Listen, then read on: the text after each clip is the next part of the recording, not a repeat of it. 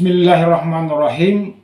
Assalamualaikum warahmatullahi wabarakatuh. Kaum muslimin rahimakumullah. Mengapa perbuatan zalim dan sifat kikir dilarang dalam agama?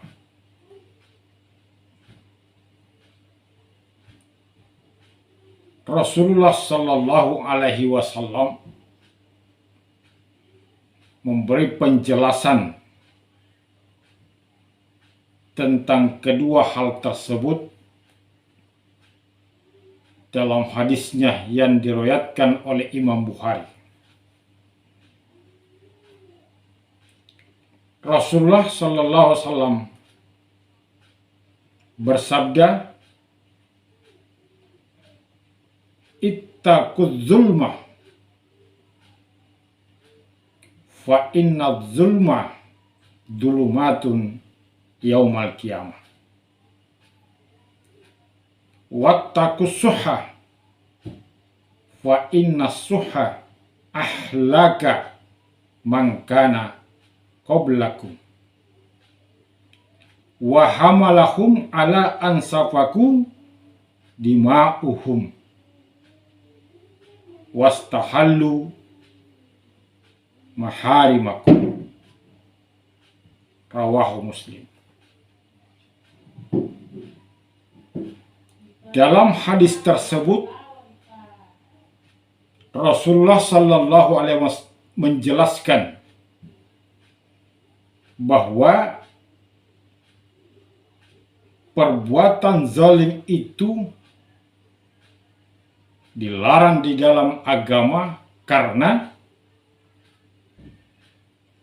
perbuatan zalim itu merupakan kegelapan pada hari kiamat.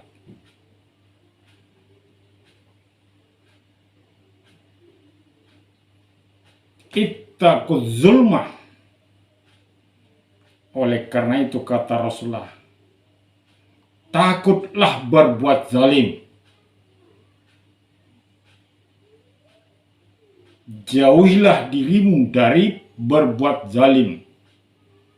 Peliharalah, jagalah dirimu dari berbuat zalim.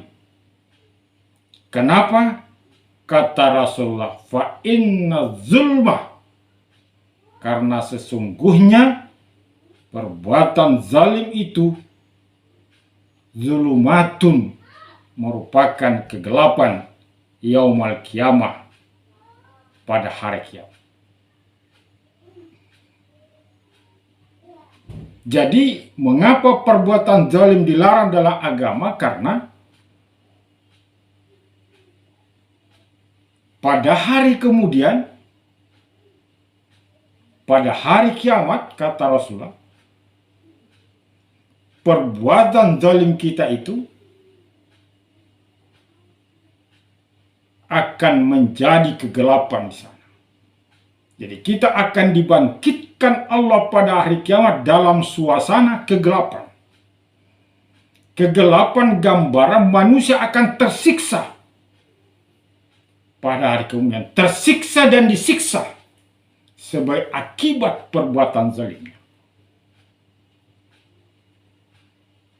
Oleh karena itu Allah mengatakan, ittaqullah, takutlah kepada Allah. Ittaquz zulma, takutlah berbuat zalim.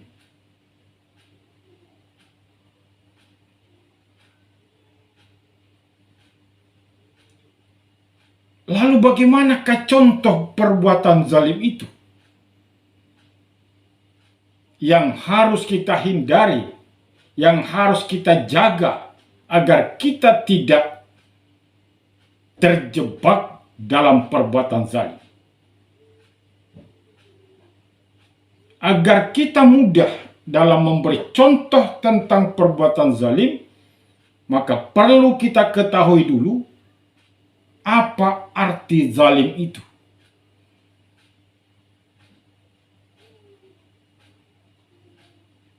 Secara singkat, zalim adalah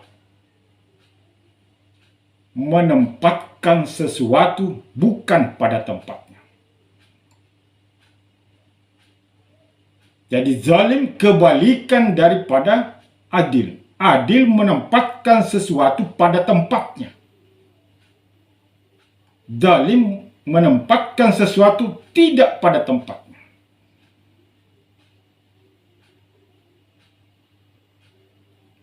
Contohnya, perbuatan aniaya di antaranya adalah perilaku syirik. Inna syirka la zulmun azim.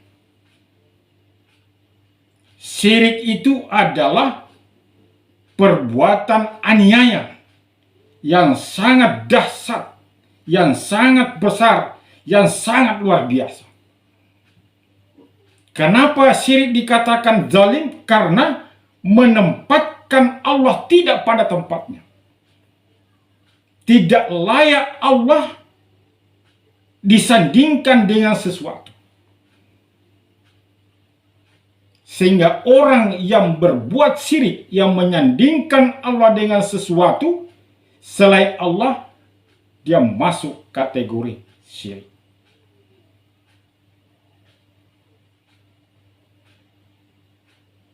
Ini contoh pertama perbuatan zalim, yaitu syirik. Yaitu mendiskreditkan Allah. Bukan dia tidak percaya kepada Allah, dia percaya, tetapi kepercayaannya, keimanannya kepada Allah tidak lebih ditaati ketimbang yang lain.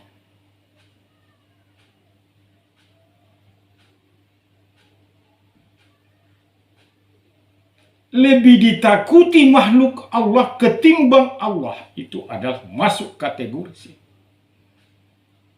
Dan lebih taat kepada kebatilan daripada Allah Subhanahu wa Ta'ala. Dan orang yang syirik ini, yang termasuk kategori zalim, pada hari kiamat dia akan dibangkitkan dalam kegelapan, dalam keadaan tersiksa dan disiksa. Dan ini pasti akan diterima manakala tidak bertobat dari perilaku syirik. Apalagi kalau dia meninggal dalam keadaan syirik, maka dia tidak akan diampuni oleh Allah Subhanahu wa Ta'ala. Persoalannya syirik ini, pemahaman kita adalah selalu secara fisik menyembah sesuatu selain Allah. Padahal banyak syirik-syirik lain yang kita tidak sadari bahwa kita telah berlaku syirik.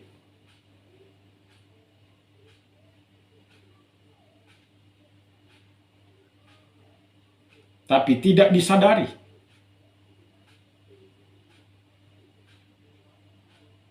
Lebih takut pada atasan daripada Allah. Lebih tergantung hidupnya kepada hamba Allah ketimbang Allah Subhanahu wa Ta'ala. Allah memerintahkan untuk sholat tapi tidak salat.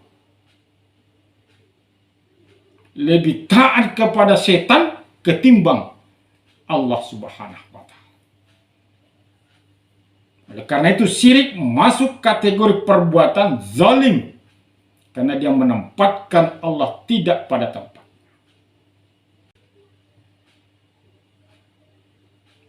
Ingkar janji.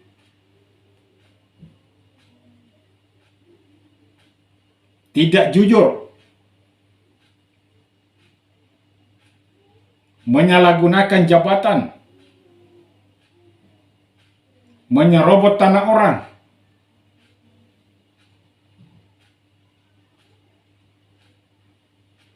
merampas hak-hak orang,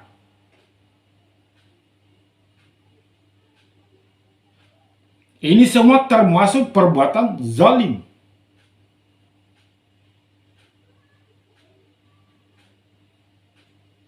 Sogok menyogok, korupsi, semua termasuk perbuatan zalim.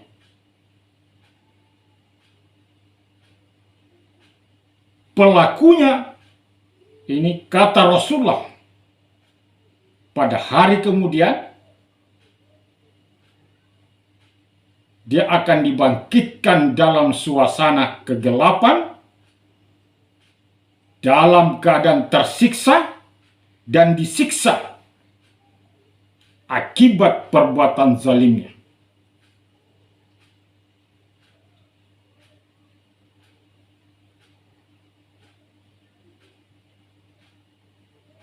Kebenaran diganti dengan kezaliman. Kebenaran diganti dengan kebatilan. Berzina perbuatan zalim. Mencaci maki orang perbuatan zalim. Memfitnah orang perbuatan zalim. Ghibah perbuatan zalim. Berdusta di dalam berdagang juga perbuatan zalim.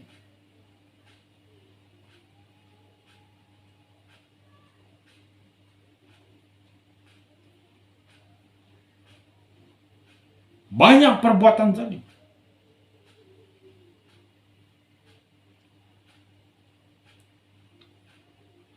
Apabila perbuatan seperti yang disebutkan di atas senantiasa dikerjakan, dilaksanakan dalam kehidupan kita,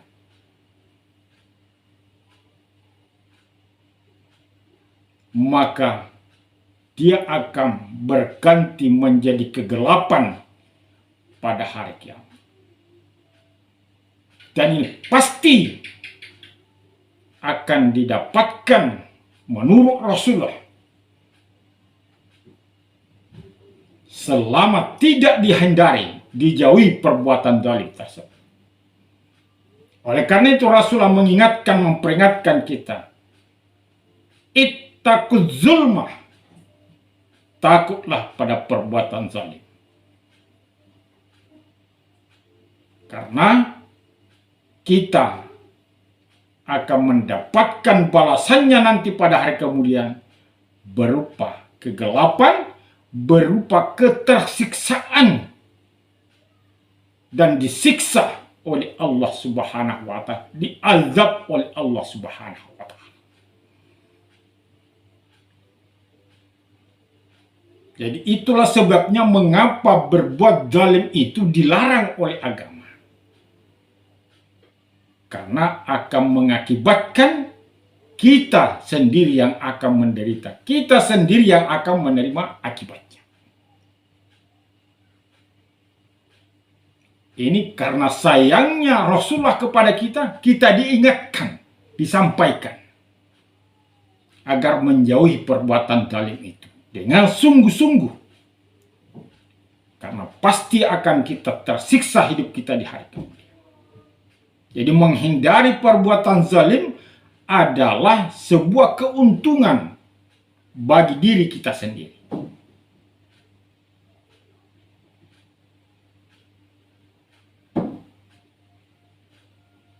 Kemudian, yang kedua, mengapa berperilaku kikir, bersifat kikir juga dilarang di dalam agama.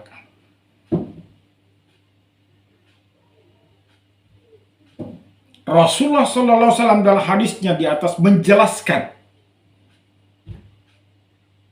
fa inna suhha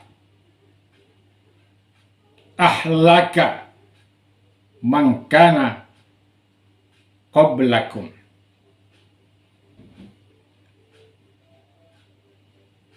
Karena sesungguhnya bersifat kikir, berperilaku kikir itu telah membinasakan orang-orang sebelum kamu.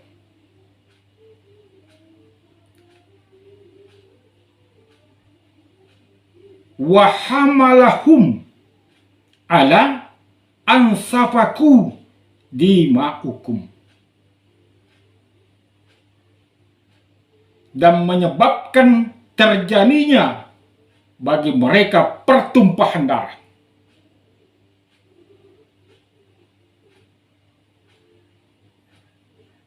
Wastahallu maharimakum, dan menyebabkan mereka kehormatannya diinjak-injak. Ini yang dialami, kata Rasulullah, orang-orang sebelum kita. Mereka binasa, banyak binasa karena perilaku kikirnya. Kenapa dia binasa? Terjadi saling bunuh-membunuh. Karena tidak terjadi interaksi sosial yang sehat. Orang kaya tidak mau mengeluarkan zakat, tidak mau berinfak, tidak mau bersedekah. Tidak peduli kepada orang-orang fakir, orang-orang miskin yang butuh bantuan. Sehingga orang-orang kaya menjadi sasaran perampokan. Terjadilah pertumpahan darah, saling bunuhlah mereka. Orang miskin demi mempertahankan hidupnya, dia melakukan pelanggaran. Disebabkan oleh orang-orang yang berada, orang-orang harta, tidak melaksanakan kewajibannya mengeluarkan zakat, berinfak dan bersedekah. Sehingga kehormatan mereka diinjak-injak oleh orang-orang miskin. Dalam hal ini, sifat kikir akan melahirkan suasana yang tidak nyaman, suasana yang tidak kondusif, tidak aman, tidak nyaman. Karena antara si kaya dan si miskin tidak ada hubungan harmonisasi. Mereka tidak diperdulikan oleh orang-orang yang berada. Itulah Umar radhiyallahu anhu. Pada masanya, orang-orang miskin yang mencuri tidak dipotong tangannya. Umar ditantang oleh para sahabatnya. Mengapa kau tidak melakukan syariat Islam? Kata Umar, bahkan saya ingin menegakkan syariat Islam. Mereka mencuri karena orang-orang yang kaya tidak berzakat, tidak berimpak, tidak bersedekah. Yang merupakan haknya orang miskin. Tidak peduli dengan keadaan mereka. Orang miskin bereaksi karena daripada mati kelaparan, maka yang jadi sasaran orang-orang harta, yang pelit, kewajibannya saja tidak dilaksanakan, apalagi yang sunnah.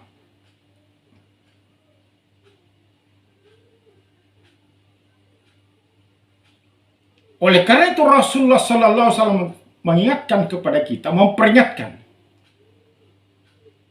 wattaqus suhha, dan takutlah daripada sifat kikir.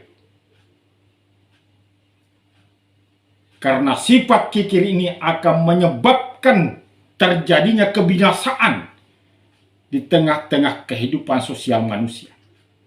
Akan menyebabkan terjadinya kriminal, pertumpahan darah, tidak lagi saling menghargai, menghormati antara si kaya dan si miskin.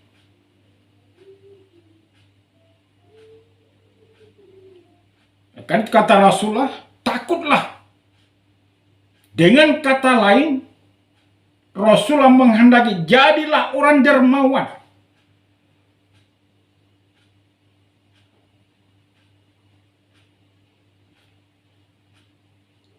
Orang dermawan itu dekat dengan Allah, kata Rasulullah. Dekat dengan manusia, dekat dengan surga. Orang yang kikir, jauh dari Allah, jauh dari manusia, dekat dengan neraka. Dalam hadisnya yang lain, demikian sabda Rasulullah. Oleh karena itu, marilah kita jauhi, tinggalkan sifat kikir. Takutlah kita memiliki sifat kikir, karena akan melahirkan bibit-bibit kejahatan, bibit-bibit kriminalisasi dalam kehidupan. Dalam suasana sekarang sudah banyak kita saksikan. Terjadi pembunuhan, pertumpahan darah, akibat dia mau mempertahankan hidup, dia merampok, membunuh orang. Membunuh orang dan mengambil hartanya.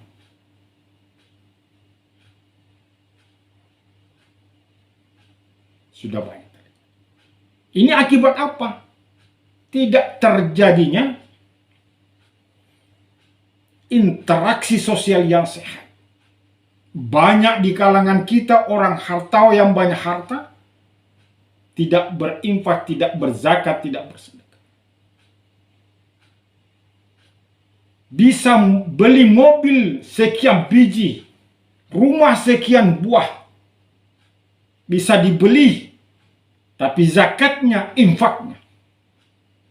Padahal infak, sedekah, zakat bukan untuk keuntungan orang yang diberi, tetapi yang beruntung, dan itu adalah buat kepentingan yang mengeluarkan zakat.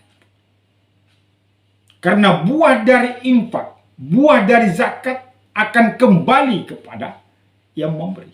Dan itulah nanti pada hari kemudian yang akan menjadi milik kita yang sebenarnya. Kekayaan yang ada dalam genggaman kita sekarang, dalam kekuasaan kita, belum tentu menjadi milik kita. Mungkin dia akan menjadi milik orang. Dan yang bisa menjadi milik kita hanya infak dan sedekah, amal jariah.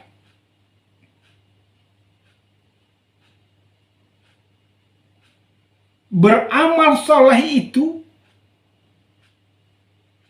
kita diperintah beramal soleh oleh Allah bukan untuk kepentingan orang, tapi untuk kepentingan kita sendiri.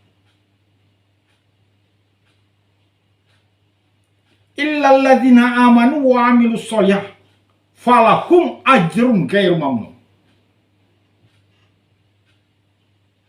Orang beriman dan beramal saleh akan diberi pahala, rahmat yang berkesinambungan, yang tiada putus-putusnya sampai fajar mengisi.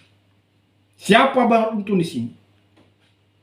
Orang yang beramal saleh, orang yang berinfak, orang yang berzakat, orang yang bersedekah.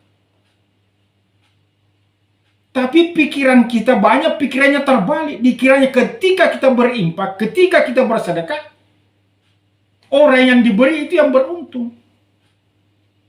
Padahal yang beruntung, yang akan menikmati nanti pada hari kiamat, kita. Sepanjang-panjang usaha kita, pasti kita akan berhadapan dengan hari kiamat.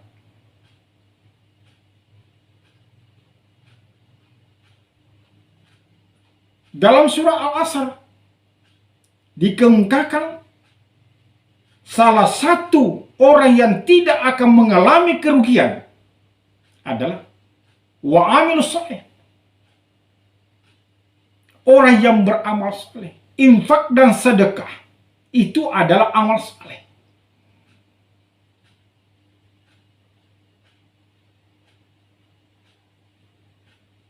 Dalam hadis lain Rasulullah mengatakan, ketika harta kita diinfakkan, disedekahkan, harta itu berkata, dulu sebelum aku diinfakkan, disedekahkan, engkau yang menjagaku. Setelah diinfakkan, harta itu yang akan menjaga kita. Siapa yang beruntung di sini? Kita yang berinfak. Jadi yang membuat kita kikir sebenarnya pikiran kita selalu mengarah kepada orang yang diberi itu yang beruntung, padahal bukan. Memang menguntungkan juga bagi mereka yang diberi, tetapi tidak akan lebih beruntung daripada orang yang memberi, yang berimpak dan bersedekah, yang beramal soleh. Oleh karena itu, marilah kita tinggalkan sifat kikir ini. Dan marilah kita menjadi orang yang dermawan. Sifat kikir itu akan menjauhkan kita dari Allah, akan menjauhkan kita dari manusia, dan akan mendekatkan kita ke neraka.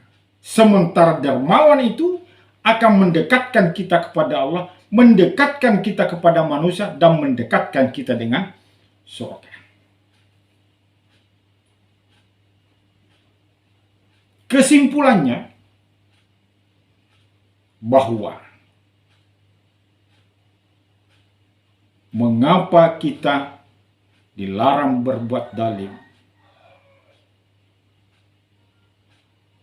Karena akan menyebabkan kita hidup dalam kegelapan pada hari kemudian, hidup dalam ketersiksaan, dan hidup dalam siksaan Allah Subhanahu wa Ta'ala.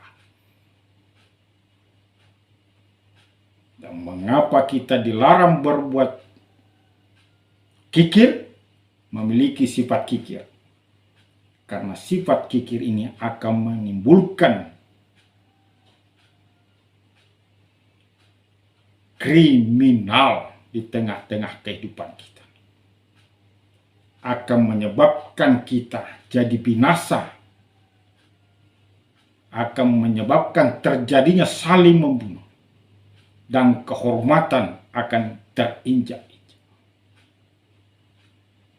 Oleh karena itu, marilah kita tinggalkan perbuatan zalim. Marilah kita berbuat baik. Fastabiqul khairat. Marilah kita tinggalkan sifat kikir, menjadi sifat dermawan, agar kita dekat dengan Allah, dekat dengan manusia, dekat dengan surga. Insya Allah,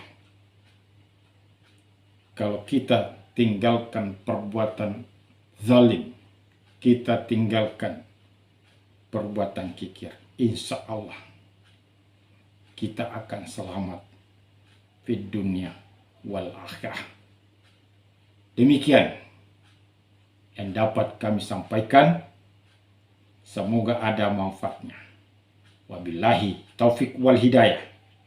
Wassalamualaikum warahmatullahi wabarakatuh.